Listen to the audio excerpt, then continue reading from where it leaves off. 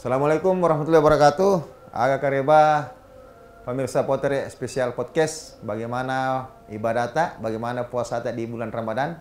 Saya yakin insya Allah berjalan dengan lancar. Pemirsa Potere Spesial Podcast, kali ini kita akan membahas sebuah pesantren yang berlokasi di Kabupaten Goa, Sulawesi Selatan, yaitu Pondok Pesantren Ahlus Sidik War Rahmah. Ya. Kenapa kita mengangkat pondok pesantren ini? Karena ada sedikit yang unik, karena pondok pesantren ini dikelola oleh kawan-kawan dari TNI. Ya, bahkan wakil direkturnya masih aktif bertugas sebagai anggota TNI. Kita sapa dulu pemirsa Direktur Pondok Pesantren Ahlus Sidik War Rahmah, Ibu Dr. Haja Aisyah Arsad SAG MA. Assalamualaikum, Bu. Waalaikumsalam warahmatullahi wabarakatuh. Lalu di tengah-tengahnya kita juga hadir Wakil Direktur Pondok Pesantren Ahlus Sidik War Rahmah, yaitu Mayor CAJ Haji Mirwan Embas SAG MSc. Assalamualaikum, Pak. Ya. Saya ke Ibu Direktur dulu, Bu Direktur. Bagaimana aktivitas pondok selama bulan Ramadan ini, Bu? Alhamdulillah untuk aktivitas bulan Ramadan ini, kalau pondok pesantren itu Ramadan rata-rata yang libur Ya, Bu. Diliburkan karena diharapkan santri kita itu berdakwah di masyarakat. Jadi mereka punya tugas, walaupun baru 1 tahun berada di pondok pesantren, mereka sudah kita biasakan untuk misalnya berceramah di masing-masing masjidnya.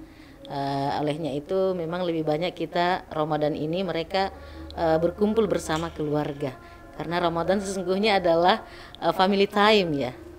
Nah, itu untuk kegiatan Ramadan ini. Di samping itu pula walaupun mereka berada di tengah-tengah keluarganya, mereka tetap kita berikan pembelajaran melalui online. Ya, kegiatan-kegiatannya kita tetap ada kontrol terhadap santri-santri kita. Ya. Saya ke Pak Wakil, Pak. Hai, Bas. Bapak masih aktif ya sebagai anggota TNI? Alhamdulillah masih aktif, Pak.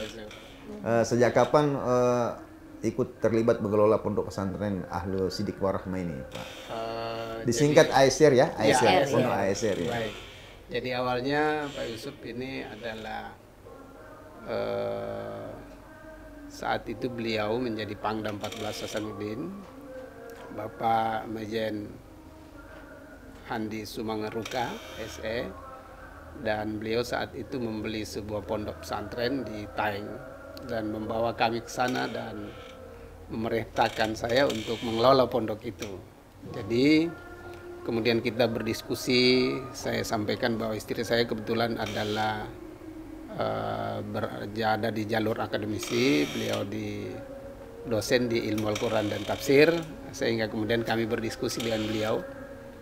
Setelah kami berdiskusi panjang lalu kemudian menentukan nama. Nah, kemarin tahun lalu tanggal 19 September itu 2023 kemudian beliau kita menetapkan bahwa yes, kita kelola pondok itu.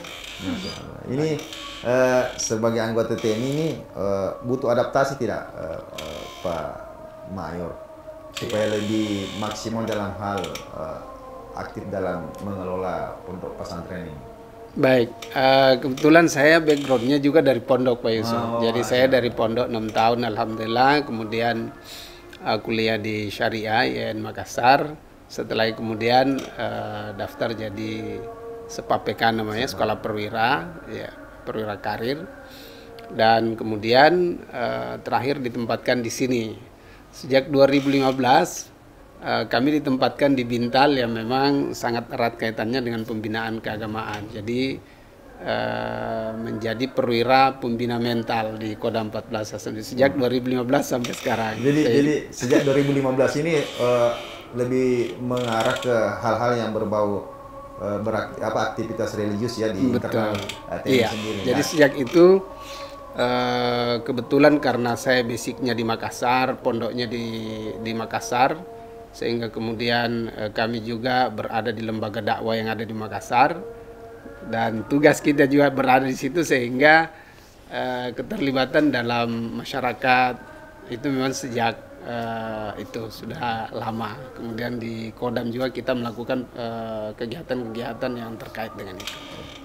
Bu Dir, ini di ASR ini apa-apa saja pola kurikulum yang diterapkan itu? Baik, untuk kurikulum kami di Pondok Pesantren Ahlus Siddiqah Rahmah, kami menggunakan 2 kurikulum. Kurikulum pendidikan nasional, dalam hal ini satuan pendidikan kami adalah SMP, kemudian kurikulum kepesantrenan. Kurikulum kepesantrenan ini kami mengacu pada kurikulum Kementerian Agama. Namun dalam hal ini kami juga memiliki muatan lokal tersendiri. Dalam hal ini kami memiliki program-program unggulan tersendiri di pesantren kami. Misalnya karena saya 3 tahun belakangan ini sejak tahun 2021 kami di UN Alauddin Makassar, tepatnya di Pusat Studi Gender dan Anak, itu bekerja sama dengan UNICEF dalam rangka mensosialisasikan pesantren ramah anak. Jadi kita sudah mengadaptasi, kami punya modul adaptasi pesantren ramah anak. Jadi ini ASR ini termasuk pesantren ramah anak. Apa yang spesial sih Bu sehingga ada labeling ramah anak? Ramah anak ini penting sekali karena belakangan ini kan sering mencuat bahwa pesantren menjadi identik dengan kekerasan. Walaupun sesungguhnya itu adalah kasuistik. Tetapi kita juga tidak bisa pungkiri hal itu. Olehnya itu ramah anak ini lebih kepada mengedepankan kepentingan santri. Jadi berorientasi pada santri itu kepentingan anak-anak itu sendiri. Anak-anak ini kan beragam, tidak satu model, tidak satu tipe. Nah kadang-kadang kalau pesantren pendidikan yang ada selama ini seringkali itu anak-anak kan disamaratakan. Ya, nah ini pesantren mengedepankan apa yang menjadi kepentingan ramah anak dengan mempertimbangkan yang paling pokok bahwa anak itu punya hak-hak yang harus terpenuhi. Kami lakukan saat ini pembatasan terhadap jumlah santri yang diasuh oleh pembina. Satu pembina mengasuh berapa santri? 10 sampai 12 orang. Jadi mudah dikontrol ya? Ya, itu dia. Karena kenapa dari beberapa kami mentraining pondok pesantren, rata-rata keluhannya dari para pengasuh atau pembina yang mendampingi anak di pesantren itu terlalu banyak. Biasa ada 50, 20, sampai ada 70 orang itu kan enggak hampir tidak mungkin, itu tingkat stresnya tinggi. Nah, kalau tingkat stresnya tinggi, kemudian mereka ini berada 24 jam bersama-sama, maka ya secara manusiawi ada hal-hal yang tidak diinginkan mungkin bisa terjadi. Mempengaruhi psikologis ya. Betul baik sekali. pengasuh maupun santrinya sendiri. Nah, karenanya kami Pak sebelum masuk anak-anak kita itu ada asesmen psikologi. Jadi kami sudah bekerja sama dengan lembaga psikomorfosa Makassar. Jadi semua santri kita di asesmen secara psikologi. Kemudian gurunya apalagi yang mendampingi. Ya harus ada pernyataan bahwa ustadzah ini lolos sebagai yang bisa mendampingi anak-anak dengan usia pancaroba. Secara psikologis bisa menjadi suri toladan ya untuk anak-anak didiknya sendiri. Paling tidak dia bisa menampung apa keluhan, dia bisa menghadapi anak-anak usia 14 tahun itu. Yang mencari identitasnya. Saya ke Pak Wadir dulu. Pak Wadir, baik. Pak Wadir kan di lingkup TNI itu kan terkenal dengan basic disiplin yang kalau bicara masalah tentara pasti disiplinnya kuat. Kira-kira metode yang dialami di ketentaraan itu diterapkan juga ke internal pondok pesantren ASR Pak. Ya, kita tahan dulu Pak setelah yang satu ini. Oh, baik.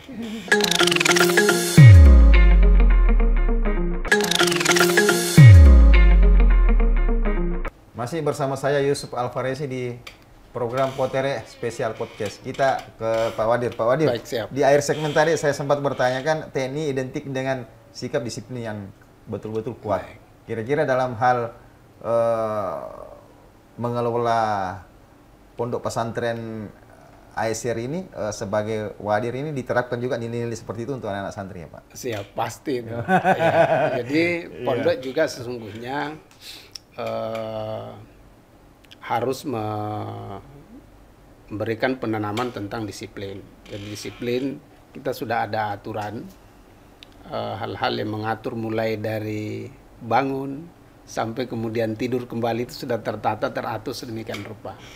Jadi kedisiplinan ini adalah menentukan karena kegiatan santri itu tertata mulai dari bangun sampai dia melakukan kegiatan secara bertahap dan berkelanjutan itu harus tertata dengan baik. Nah, ketika ada yang tertinggal itu ada yang tidak disiplin misalnya, itu akan ketinggalan. Iya, karena kegiatan kan sangat padat begitu Pak Yusuf. Iya. Dengan adanya persepsi seperti itu, ini bisa mengubah image di masyarakat bahwasanya kalau kita menempuh pendidikan di pesantren itu ini bisa begini, bisa begini, bisa begini. Kan apalagi kan ini kita tidak bisa pungkiri Pak Wadir bahwasanya beberapa bulan terakhir ini kan rame pemberitaan, adanya pelecehan apa dan sebagainya. Ini kan dengan cara-cara yang Pak Dir dan Ibu Dir tadi sampaikan itu kan bisa mengubah pola pikir masyarakat. Kira-kira sejak adanya pondok pesantren di Aisyr ini, Bu Dir, bagaimana tanggapan atau respon warga setempat terhadap adanya aktivitas? Iya, untuk saat ini karena kami baru tahun pertama. Tahun pertama, Masya Allah. Tahun pertama, jadi kami baru dalam tahap mensosialisasikan bahwa di sini ada lembaga pendidikan. Dan terkait tadi pernyataan tadi bahwa bagaimana penerimaan santri kita terhadap aturan-aturan yang kita terapkan, alhamdulillah ini sampai hari ini santri kami, saya tanya pernah dimarahi sama ustadz-ustadzan enggak? Semua menjawab tidak. Dan saya wawancaranya itu terpisah, ya, tidak bersama dengan ustadz-ustadzannya. Ini yang membuat saya penasaran. Iya. Tidak pernah dimarahi sama ustadznya, tapi bagaimana supaya santri ini bisa minimal bukan takut juga, segan terhadap pengasuhnya. Kira-kira seperti apa? Metode apa yang digunakan ini Bu Dirin? Yang pertama dulu penyiapan infrastruktur. Iya, kami menyiapkan misalnya toilet itu tidak boleh terlalu satu toilet itu banyak jumlahnya. Ya, jadi ada CCTV, jadi semua terkontrol dan santri tahu bahwa kegiatan apapun kita di sini itu semua ada controllingnya. Termonitoring. Iya, termonitor. Kemudian pengasuh-pengasuh kami, ustadz-ustadzah kami, ya memang kebetulan yang saya rekrut juga adalah rata-rata mahasiswa saya dari Prodi Ilmu Al-Quran dan Tafsir UIN Alauddin Makassar, yang memang saya sudah kenal dengan baik, saya sudah lama berinteraksi, bahwa terhadap anak itu ya memang butuh perjuangan, butuh kesabaran untuk tidak berlaku keras, kasar kepada mereka, marah terhadap mereka, dan alhamdulillah terwujud. Kenapa? Yang pertama bahwa kemarahan kemudian kekerasan hanya akan menimbulkan balas dendam. Kemudian mereka juga kadang-kadang ini gimana ini pesantren sama anak, kadang kita sudah gregetan sekali mau marah. Bu Dir. Iya. Saya potong dulu Bu Dir. Ini saya membuat saya penasaran ini kira-kira di Aisyr ini tidak ada punishment untuk santri yang minta maaf kalau misalnya ada yang melanggar aturan, kira-kira seperti apa? Kita ada punishment, kita tidak menggunakan istilah itu. Kita lebih menggunakan konsekuensi logis, ya. Kita tidak membiasakan untuk menghukum, tidak. Jadi istilah itu sebetulnya dalam pesantren ramah anak lebih dikedepankan istilah-istilah konsekuensi logis tadi, bahwa dari perbuatan yang kita lakukan ada dampaknya. Kira-kira apa misalnya? Ya, jadi misalnya ada yang mengganggu, suka usil. Ya, usil. Suka usil sama temannya. Akhirnya kemudian temannya emosi. Nah, caranya adalah saya panggil yang satu, kemudian yang usil ini juga saya panggil, akhirnya menyampaikan bahwa apa yang Ananda lakukan ternyata dampaknya bukan hanya sama teman, tapi sama ustadznya juga. Nah, saya bilang, saya tidak akan menghukum Ananda, tapi saya hanya mau sampaikan kepada Ananda bahwa betul-betul Ananda harus sadari. Jadi kita lebih kepada penyadaran dulu, ya, karena ini kan juga perbuatannya juga tidak baru satu kali itu dia lakukan, jadi lebih kepada penyadaran. Saya ke Pak Wadir dulu. Pak Wadir, fasilitas apa saja yang dimiliki pondok pesantren Aisyr ini, Pak? Iya, baik. Jadi untuk sementara ini, jadi fasilitas tempat tidur kita ber-AC, ya, kemudian kelas ber-AC, laboratorium sudah ada, alhamdulillah, laboratorium komputer yang sudah ada, kemudian sedang digarap ini laboratorium Al-Quran. Mohon maaf, mungkin ini terlalu dibesar-besarkan kedengarannya, ada laboratorium Al-Quran, tetapi sementara kita lakukan itu karena ada program kita di sana.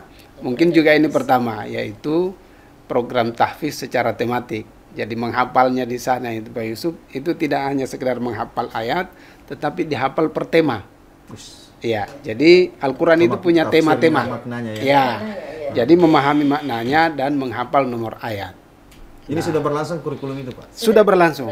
Alhamdulillah. Jadi kita awali. Tingkat kesulitannya sendiri dibanding jadi hafiz pada umumnya seperti apa? Sebenarnya begini, ini programnya Butuh Ibu ini. interval waktu yang beda ya, Pak ya? Lebih panjang yang di pondok pesantren itu ya, di tempatnya Pak Wadir. Karena kan harus belajar memaknai ayat per ayat, bukan hanya menghafal. Sementara di tempat lain kan hanya sekedar menghafal saja. Itu mungkin asumsinya orang agak panjang, tetapi sesungguhnya menghafal ayat dimulai dari pemaknaan justru menurut pengalamannya Ibu. Karena ini programnya Ibu, jadi Ibu yang menciptakan. Coba Bu Dir, Iya. kira-kira seperti apa itu orangnya Bu Dir? Iya, jadi ini menghafal tahfiz Al-Quran tematik ini, yang pertama dulu bahwa target kita untuk 3 tahun Ini SMP, menjadi program unggulan ASR ya? ASR Iya, unggulan. Yang pertama adalah kita targetnya 1 surah Al-Baqarah. Untuk sanawiyah untuk 3 tahun. Jadi untuk selama 3 tahun itu sanawiyah 1 surah itu surah Al-Baqarah, kemudian untuk nanti SMA-nya itu surah Ali Imran. Kenapa itu saya lakukan? Kita berdasar pada ada sebuah hadis Nabi yang berbunyi Iqra'uz Zahrawatain. Bacalah 2 tangkai bunga. Yang manakah itu? Itu adalah surah Al-Baqarah dan surah Ali Imran. Maka bertahun-tahun saya mengajarkan Al-Quran, mengajarkan menghafal Al-Quran. Ternyata menghafal surah Al-Baqarah ini kalau kita hafal dan tahu maknanya, maka sesungguhnya dasar-dasar agama semua sudah ada di situ. Maka ketika ini anak ini memiliki ilmu pengetahuan tentang surah Al-Baqarah, maka otomatis dia akan mengetahui apa saja ayat-ayat yang mendasar dalam kehidupan kita. Nah, sayangnya bahwa selama ini yang ada menghafal Al-Quran itu tanpa memahami sama sekali. Nah, jadi ini program ini kita punya program unggulan, santri kita menghafal secara tematik. Artinya santri itu akan menghafal berdasarkan tema-tema yang ada. Ya, tema-tema yang saya sudah menyusun bukunya. Mushafnya sekarang sedang dalam proses cetak, insya Allah mudah-mudahan Ramadan ini sudah bisa terbit dan sudah diterapkan saat ini. Jadi saat ini kami tidak langsung menghafal dulu, Pak. Mereka dulu dibiasakan dalam lingkungan pondok, mulai di masjid, di apa yang dibaca, misalnya tema hari ini, 1 pekan ini tema pertama tentang golongan orang-orang, golongan manusia. Maka mulai dari di masjid, ustadznya memimpin sholat, ayat itu yang dibaca. Sudah sholat, ayat itu dibaca, diputar di speaker juga, kemudian masuk di kelas itu dipelajari, di asrama itu juga dipelajari 1 tema itu, sekitar 20 ayat. Jadi 1 pekan itu berputar terus. Saya tanya satu-satu, mereka untuk setengah juz itu sudah tahu, alhamdulillah sudah hampir semuanya tahu bahwa isinya ini. Metode seperti itu kan dilihat efektif ya. Iya. Andai kan misalnya di antara beberapa santri ada yang berprestasi, kira-kira apa reward dari pihak pengelola pondok? Kita tahan dulu setelah yang satu ini.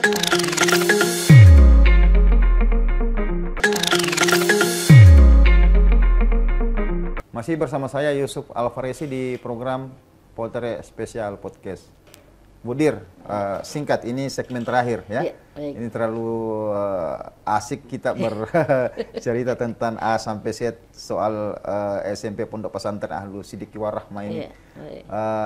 Reward apa yang diberikan terhadap santri yang dinilai berprestasi selama mengikuti aktivitas belajar mengajar di pondok? Iya, baik. Terkait dengan reward ini, insya Allah akan ada beasiswa berprestasi yang disiapkan oleh yayasan kita. Dan itu sudah dari awal kami sampaikan bahwa setelah 1 tahun pembelajaran akan dilihat jika berprestasi maka akan disiapkan beasiswa.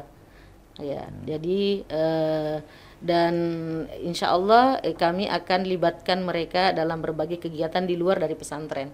Dan ini sebenarnya juga karena ini mungkin metode yang belum banyak yang mengetahui. Ini juga nanti insya Allah kami akan berusaha untuk sosialisasikan ke mungkin beberapa lembaga pendidikan yang lain yang berminat. Tapi kami lihat dulu hasilnya nanti di pesantren kami.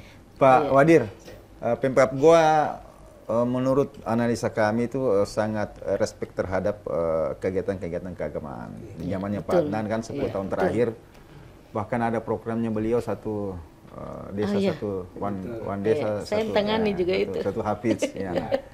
Nah, apa iklim di Kabupaten Goa ini kan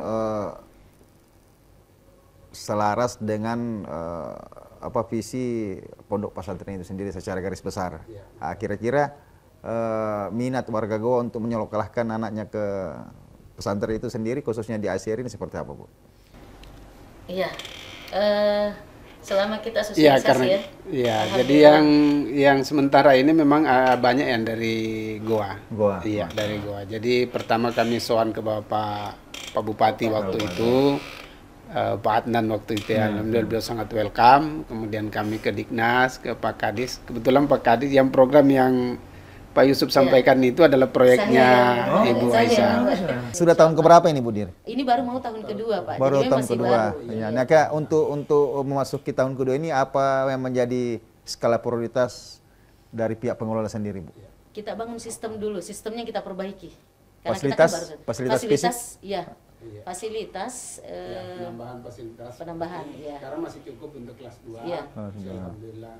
Kalau kelas masih ini ya, masih kalau dari segi sarana dan prasarana masih cukup lah untuk angkatan kedua ini. Makanya yang kita mau perbanyak dulu ini toilet. Karena tadi itu prinsip kami. Satu toilet itu tidak boleh lebih dari 10 orang. 7 orang maksimal. Karena kan di situlah anak-anak kadang mau saling masalah pertama kelihatannya sederhana. Tapi kebutuhan dengan toilet ini kan 1 kali 24 jam, Pak. Betul. Dan kalau semakin banyak jumlah santri dengan jumlah toilet terbatas, maka di situ tingkat stresnya bisa tinggi, bermasalah. Bu Dir, kami melihat sejak beberapa tahun terakhir fenomena sekolah-sekolah Islam modern di Sulawesi Selatan, khususnya di Makassar itu sangat berkembang pesat. Namun di satu sisi kami melihat ada hal yang notabene ini menjadi bukan penghalang juga, menjadi keterbatasan saudara-saudara kita yang memiliki tingkat pendapatan menengah ke bawah untuk menyekolahkan anaknya di situ, alias terlalu mahal pembayarannya. Ini kita tidak bisa berdiri, Pak, ya. Tidak bisa, apalagi itu dikelola oleh swasta. Nah, untuk di pondok pesantren ASR ini seperti apa itu, Baik. Pak Wadir? Dengan fasilitas kita ber-AC, Pak Yusuf, jadi tempat tidur ber-AC, kemudian ruang semua yang ruang ber-AC insya Allah. Makannya pun ramah anak, harus mengedepankan gizi. Itu hanya 1.500.000 per bulan. Masya Allah. 15 juta dengan uang pembangunan, 10 juta itu bisa diangsur sampai 20 bulan, 20 kali. Jadi memang sangat dimudahkan ya. Sangat dimudahkan. Bu ya, setelah kita mengenal pondok ASR ini, secara otomatis bisa meminimalisir image tanda kutip seram masyarakat. Iya. Ada satu lagi, Pak Yusuf. Ada lagi satu. Tadi ada program Ketika juga, ya, ketika ada momen-momen keluarga, anak itu boleh pulang. Yang sulit bagi orang tua kadang di pondok itu ada momen keluarga lalu kemudian susah sekali izin. Kalau kami pesantren ramah anak ini ada momen keluarga boleh pulang. Ya, jadi apalagi kalau hanya di malam hari misalnya kegiatan kepondokan yang agak tersisa. Setelah sore ada kegiatan malam pulang.